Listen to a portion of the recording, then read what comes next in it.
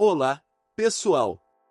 Bem-vindos ao nosso canal, onde falamos sobre histórias incríveis do esporte brasileiro. Hoje vamos mergulhar na história de um dos clubes mais emblemáticos do Brasil, o Esporte Clube Corinthians Paulista.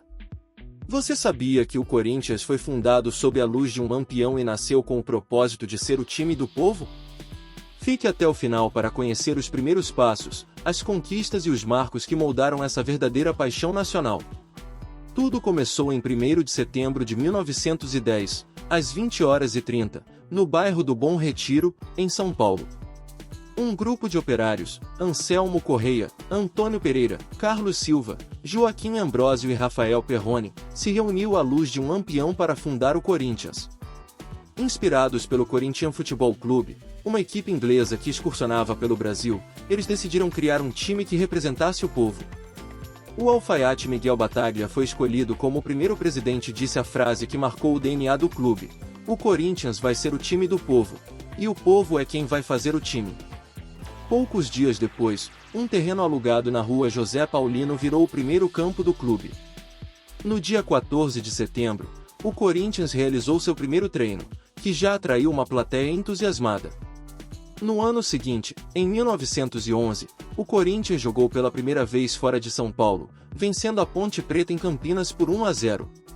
Em 1913, veio a estreia no Campeonato Paulista, marcando o início da trajetória competitiva do time. E aí, pessoal, gostando da história até agora? Se sim, já deixa o seu like aqui no vídeo e se inscreve no canal. Isso nos ajuda muito a continuar trazendo conteúdos sobre o esporte que tanto amamos.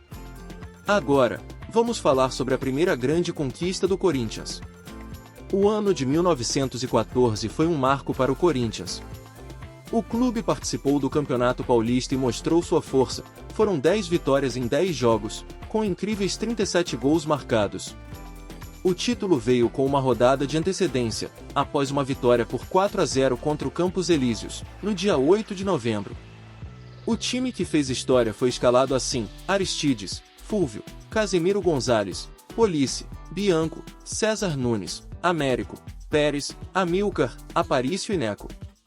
O atacante Neco, aliás, foi o artilheiro da competição com 12 gols, consolidando-se como um dos primeiros grandes ídolos do clube. O Corinthians enfrentou desafios em 1915. O clube decidiu deixar a Liga Paulista de Futebol com o objetivo de ingressar no campeonato da Associação Paulista de Esportes Atléticos, APEA, onde competiam os grandes times da época. No entanto, o Timão acabou ficando de fora de ambas as competições. Após o hiato do ano anterior, o Corinthians retornou ao campeonato da Liga Paulista de Futebol em 1916 com força total. A equipe mostrou sua superioridade ao conquistar o título de forma invicta. Foram 9 vitórias em 9 jogos. Aparício brilhou como o artilheiro do torneio, com 7 gols marcados. Em 1917, o Corinthians passou a competir no Campeonato Paulista ao lado de seus maiores rivais da época: Paulistano, Palestra Itália, hoje Palmeiras e Santos. O Timão terminou a competição em 4º lugar, atrás do Paulistano, que foi o campeão, seguido pelo Palestra Itália e pelo Santos. Um marco importante na história do Corinthians foi a construção de seu primeiro estádio oficial, o Ponte Grande.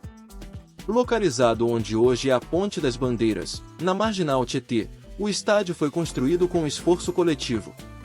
Nas horas vagas, os próprios jogadores ajudaram a preparar o gramado que seria a nova casa do Timão. Nesse ano, o Corinthians foi campeão do primeiro torneio início da história do futebol de São Paulo. Além disso, o time conquistou uma vitória histórica sobre o Palestra Itália, seu grande rival.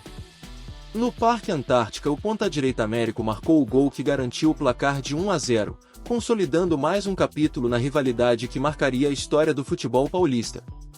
O Corinthians viveu um ano espetacular, com Neco como grande destaque. O Timão foi bicampeão do torneio início, e Neco marcou impressionantes 24 gols, sendo o artilheiro do Campeonato Paulista. O ataque alvinegro foi devastador, com 75 gols em 17 jogos. No Natal de 1921, o Corinthians precisava de uma vitória contra o Palestra Itália para garantir o título paulista.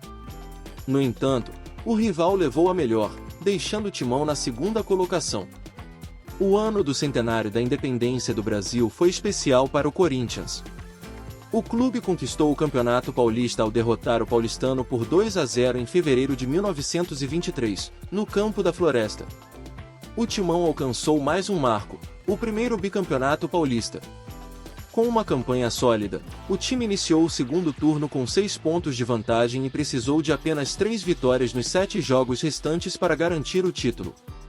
Em 1924, mantendo a hegemonia no estadual, o Corinthians conquistou seu primeiro tricampeonato paulista. A Revolução Tenentista interrompeu o torneio, mas, ao seu retorno, o alvinegro venceu o paulistano por 1-0 e garantiu o título. Em 1925, o Corinthians quase chegou ao tetracampeonato. Apesar do paulistano se retirar do campeonato, os resultados de seus jogos não foram anulados, o que acabou favorecendo o campeão, a São Bento.